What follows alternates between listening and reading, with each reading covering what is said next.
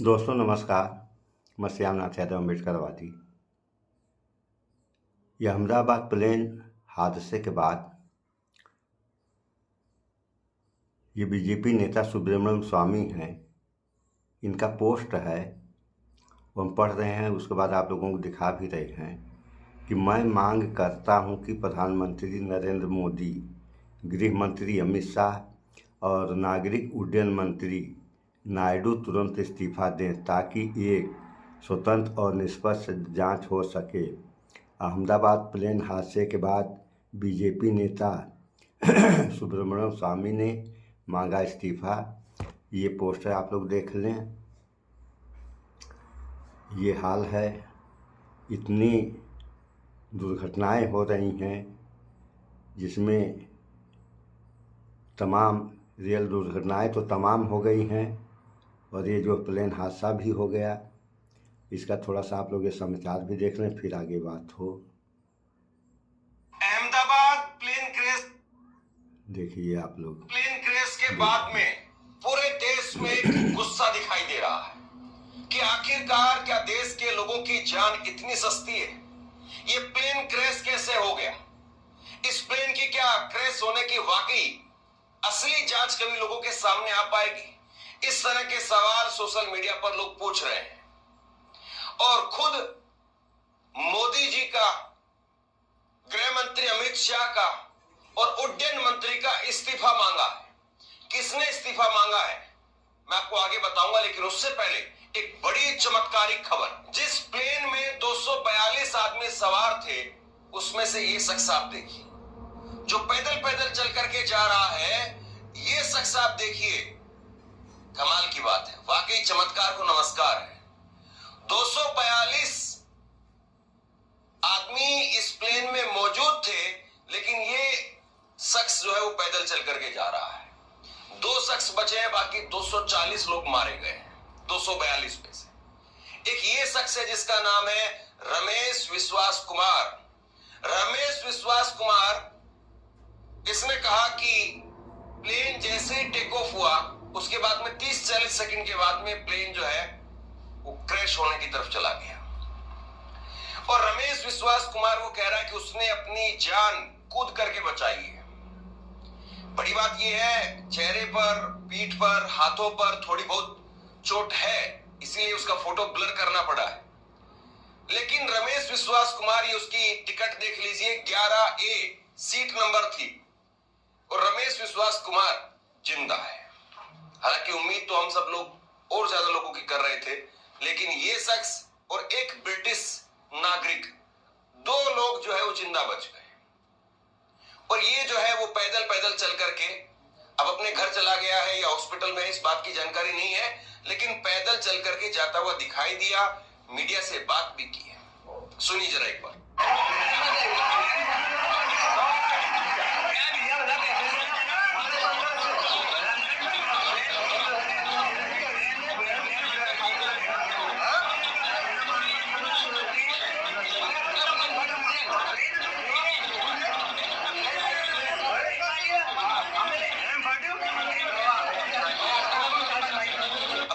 अपने आप में बहुत बड़ा चमत्कार है कि जिस प्लेन से किसी के बचने की उम्मीद नहीं थी, और एपी ने, एसोसिएट प्रेस ने एक खबर चला दी थी, उसके हवाले से हमने भी कहा था कि इसमें कोई बचा नहीं है, लेकिन 2 शख्स बचे हैं।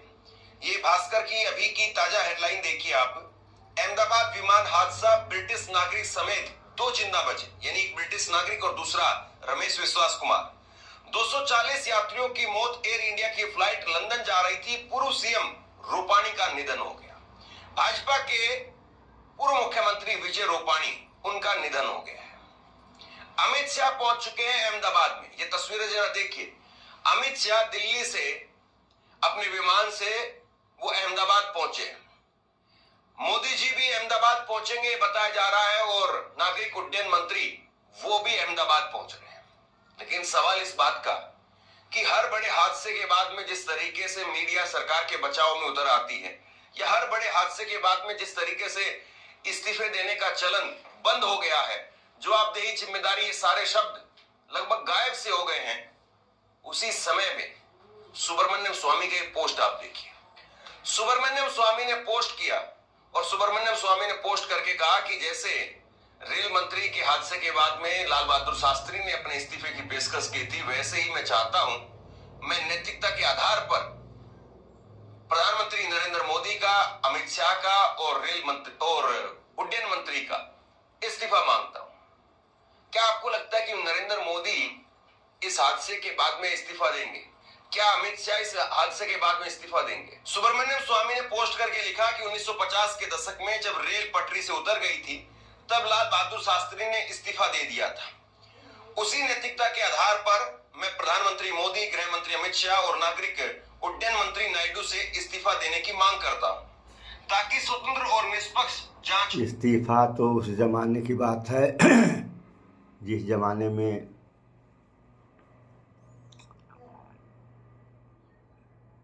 लोगों के अंदर अच्छे विचार थे। अब अच्छे विचार वाले तो रह नहीं गए हैं, कुर्सी मिल गई, कुछ भी हो जाए, लेकिन इस्तीफा कहाँ होने वाला है। बिला वजह लोग इस्तीफा उससे मांगा जाता है जो इस्तीफा दे। उससे क्या मांगने से क्या फ़ायदा है कि केवल आप चिल्लाते रहें, इस्तीफा देने वाला कोई है नहीं। क्या छोड़िए इन सब बातों को, क्या होगा वो तो सब सामने आएगा। लेकिन इसमें दो बात नहीं समझ में आई कि जहाज़ इंडिया से लंदन जा रहा था और जब ये उड़ान भरता है तो महज 30 सेकंड के अंदर ये जो है हादसे वाली पोजीशन में चला जाता है। तो ये समझ में नहीं बात आई कि कोई भी जहाज़ अगर कहीं से आता है या कहीं जाना होता है तो उसकी अच्छे तरीके से जांच पड़ताल की जाती है। तो क्या इस जहाज़ की जांच पड़ताल नहीं की गई? अगर जांच पड़ताल की गई तो ये हादसा हुआ कैसे? पहला सवाल तो ये पैदा होता है। दूसरा सवाल इसमें ये पैदा होता है कि गृह मंत्री अमित शाह ये तत्काल प्रभाव से कह देते हैं कि ये हादसा है। आपको कैसे मालूम हुआ कि हादसा है? हादसा तो है ही है, लेकिन ये हादसा है या हादसा कराया गया, ये तो जांच का विषय बनता है। जब तक जांच नहीं होगी तब उसका परिणाम पहले कह दिया जाए, ये तो जल्दीबाजी नहीं, अवसर से ज़्यादा जल्दीबाजी है।